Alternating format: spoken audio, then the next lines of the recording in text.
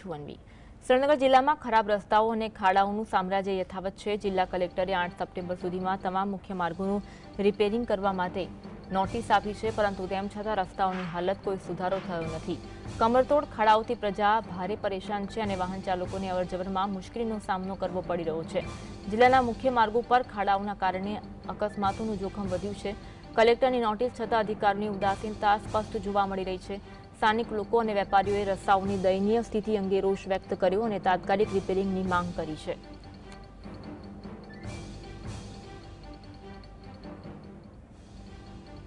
કમરતોડ ખાડાની જગ્યાએ કારણે લોકોને હાલાકીનો સામનો કરવાનો વારો આપ્યો છે। નોટિસ આપી હોવા છતાં અધિકારીઓની ઉદાસીનતા સ્પષ્ટ જોવા મળી રહી છે। સ્થાનિક લોકો અને વેપારીઓએ રસ્તાઓની દયનીય સ્થિતિ અંગે રોષ વ્યક્ત કર્યો અને તાત્કાલિક રિપેરિંગ થાય તેવી માંગ કરી છે।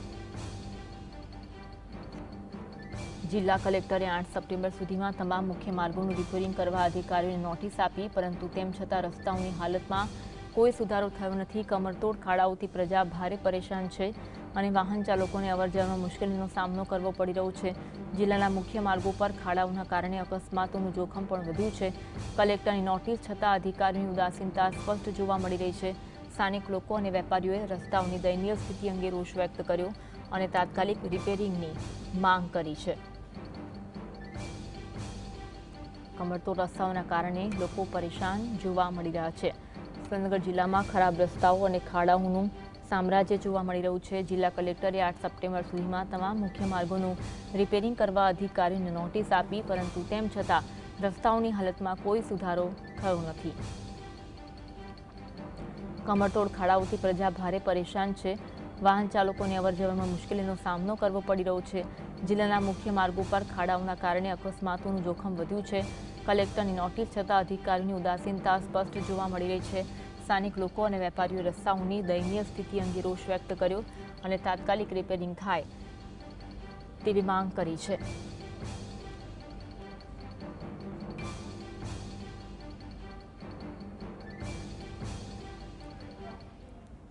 આજ અંગે વધુ વાત કરીશું। સંવાદદાતા ફઝલ અમારી સાથે લાઈવ જોડાયા છે। ફઝલ, સુરેન્દ્રનગર જિલ્લામાં ખરાબ રસ્તાઓ અને ખાડાઓનું સામ્રાજ્ય જોવા મળી રહ્યું છે। લોકો પરેશાન થયા છે, શું કહેવું છે લોકોનું? ખાસ કરીને સુરેન્દ્રનગર જિલ્લામાં જે વરસાદ વરસી રહ્યો છે, જેને લઈને સુરેન્દ્રનગર શહેરના જે મુખ્ય માર્ગો છે ત્યાં ખાડાઓ પડી ગયા છે અને કમરતોડ ખાડાઓથી પ્રજા પરેશાન છે। મહાનગરપાલિકા બની, પરંતુ જે રોડ રસ્તાની હાલત સુધરવી જોઈએ હતી તેની હાલત સુધરી નથી અને નવા બનેલા રોડ રસ્તાઓ પણ ધોવાઈ ગયા છે। સુરેન્દ્રનગર જિલ્લા કલેક્ટરે અધિકારીઓ, આરએમબી વિભાગ હોય, પંચાયત વિભાગ હોય, નેશનલ ઓથોરિટી રોડ સેફટી હોય, તેને 8 સપ્ટેમ્બર સુધીમાં રોડ ઉપર પડેલા તમામ ખાડાઓ બોરી નાખવા માટેની નોટિસ ફટકારવામાં આવી હતી, પરંતુ આજે 8 સપ્ટેમ્બર જતી રહી તે છતાં પણ રોડની હાલત નથી સુધરી। એટલે જિલ્લા કલેક્ટરનું પણ અધિકારીઓ ન સાંભળતા હોવાનો ઘાટ સર્જાઈ જવા પામ્યો છે। હાલમાં આપણે સુરેન્દ્રનગર શહેરના ટાવર ચોક વિસ્તારમાં છીએ, ત્યાં જે ખાડાઓ પડી ગયા છે, જેને લઈને રોજ વાહન ચાલકો આ ખાડામાં ખાબકતા હોય છે અને કમરતોડ ખાડાઓથી પ્રજા પરેશાન પણ બની જતી હોય છે। કેટલાક શહેરીજનો છે તેમની સાથે પણ સીધી વાત કરશું।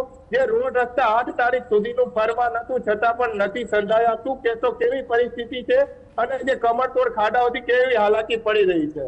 સુરેન્દ્રનગર શહેરની અંદર સરકાર ગમે એવી જાહેરાત કરે છે, આમ તેમ આ બધી વાહિયાત વાતો હોય એવું સ્પષ્ટપણે લાગે। બીજું કે જ્યારે સુરેન્દ્રનગર શહેરની અંદર ખાડા પૂરવાની વાત આવી કે 8 સપ્ટેમ્બર પહેલા સરકારે હુકમ કર્યો હતો કે ભાઈ આ બધા ખાડા પૂરી જશે અને એના માટે જે કંઈ ગ્રાન્ટ કે જે કંઈ ભરવાનું હોય પછી આ ઓર્ડર થયો હોય એવું અમારે માનવું, પરંતુ સુરેન્દ્રનગર શહેરની અંદર જેટલા ખાડા હતા એથી વધી ગયા। સુરેન્દ્રનગરમાં હમણાં 2 દિવસ પહેલા થોડો વરસાદ આવ્યો હતો, થોડા વરસાદના કારણે ડામર આખો ઉખડી જાય અને ડામર ઉખડવાથી મારા જે ખાડો હોય એ બીજે ખાડો પડી જાય અને પડઘા ડામરના મોટા મોટા ઢગલા થઈ જાય એટલે ખાડો ડબલ ઊંડો થઈ જાય। એ જોઈ તો 5 ઇંચ થઈ જાય।